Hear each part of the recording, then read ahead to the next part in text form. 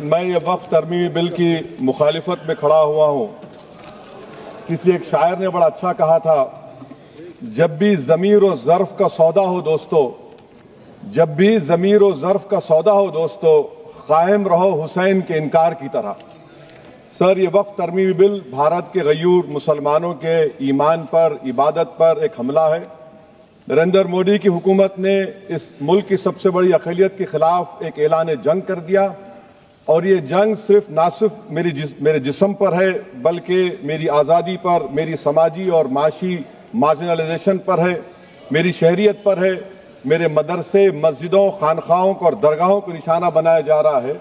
और ये हुकूमत सच्चाई को नहीं बयान कर रही है कि ये तरमीमी बिल से मुसलमानों का तहफ़्फ़ुज़, तरक्की और गुर्बत का खात्मा होगा। ये सरासर झूठ है। सर, अगर आप आइन के आर्टिकल 14 को देखेंगे तो उसमें लिखा हुआ है इक्वल प्रोटेक्शन। अब आप देख लीजिए सर कि हिंदू, सिख और जैन को और बौद्ध को उनके एंडोमेंट में तहफ़्फ़ुज़ मिलेगा, क्योंकि उनका एंडोमेंट बाय यूजर बरकरार है और उनका एडमिनिस्ट्रेशन उनके हाथ में होगा।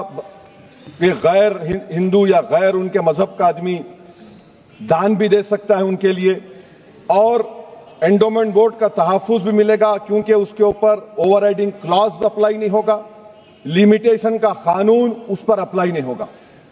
उसके बरक्स ऑपोजिट आप देख लीजिए, मुस्लिम वक्फ को वक्फ बाय यूजर निकाल दिया गया।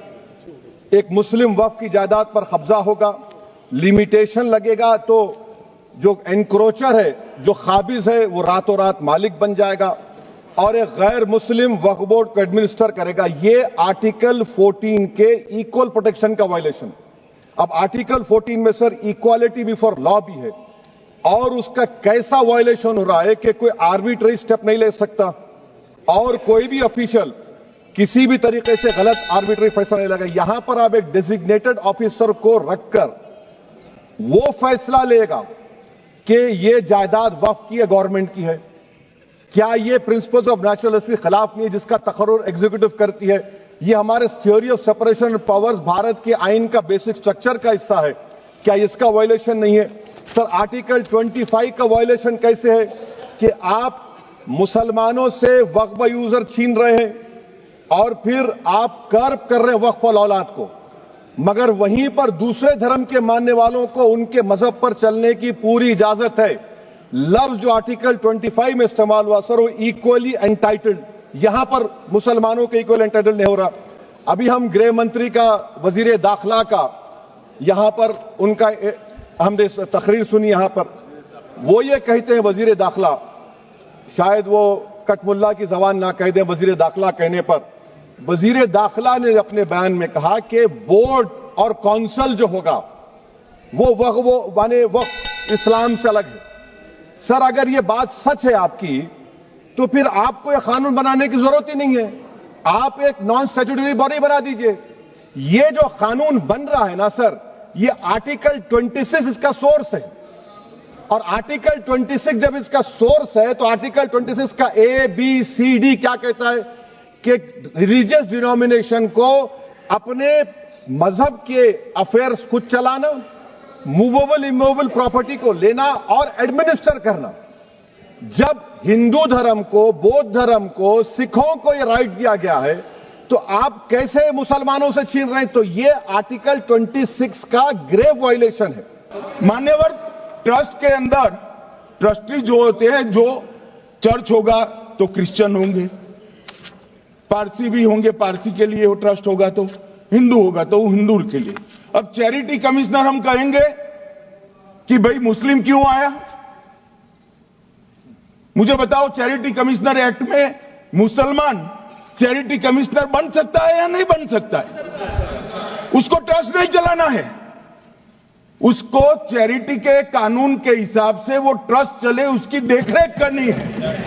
ये धार्मिक नहीं है, ये धर्म का काम नहीं है मान्यवर, ये एडमिनिस्ट्रेटिव वर्क है। और इसलिए तो फिर चैरिटी कमिश्नर हिंदू होगा तो वो क्रिश्चियनों के ट्रस्ट का कैसे देखरेख करेगा? चैरिटी कमिश्नर क्रिश्चियन होगा तो जैनियों के और हिंदुओं के ट्रस्ट का कैसे देखरेख करेगा?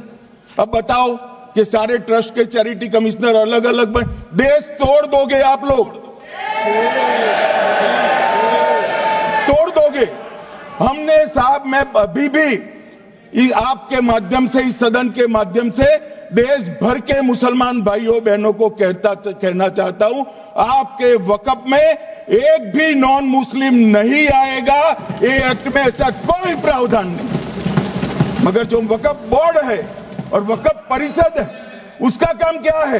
वक्फ की संपत्तियां मान्यवर बेच खाने वाले लोगों को पकड़कर इसके बाहर निकालने का। वक्फ के नाम पर औने पौने दाम में संपत्तियों को 100 साल तक किराए पे देने वाले लोगों को पकड़ना है। वक्फ का जो पैसा होता है, इनकम जो घिरती जा रही है, जिसके माध्यम से माइनॉरिटी का विकास करना है, माइनॉरिटी को आगे बढ़ाना है, इस्लाम धर्म की सारी धार्मिक संस्थाओं को पुख्ता करना है।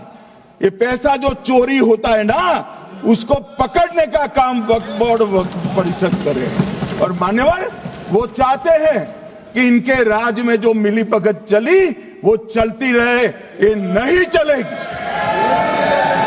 ये नहीं चलेगी। और मान्यवर, मैं आज आपको बताना चाहता हूं क्या स्थिति हुई है।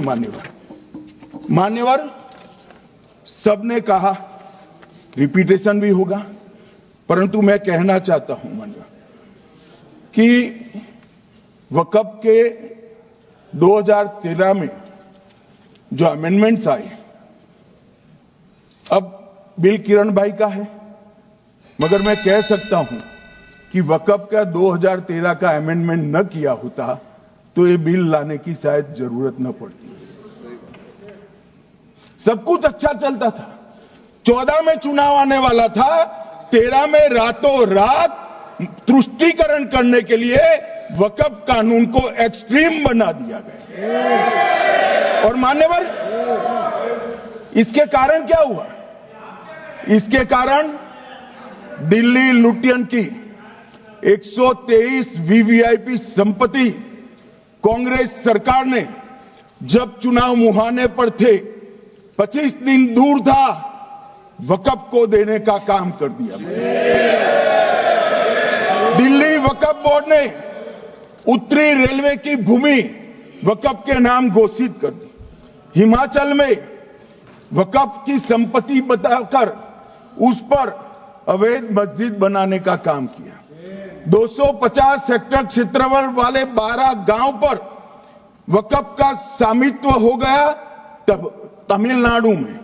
और मान्यवर, तमिलनाडु के 1500 साल पुराने तिरुचेंदुरई मंदिर की 400 एकड़ भूमि को वक्फ की संपत्ति घोषित कर। ये जब मंदिर